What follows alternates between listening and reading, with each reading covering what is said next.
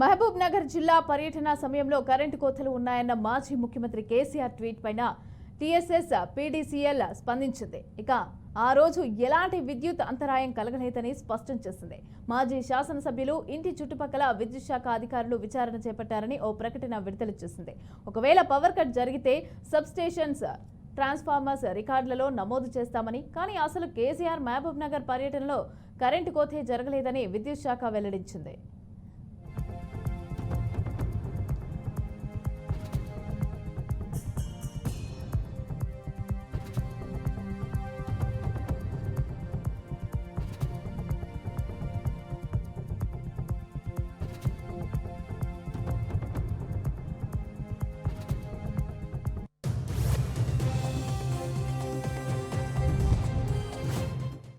BRS అధినేత KCR bus యాత్రలో భాగంగా 2 రోజుల క్రితం మహబూబ్ నగర్ జిల్లాలో పర్యటించిన సమయంలో జరిగిన ఓ సంఘటన గురించి ట్వీట్ చేశారు.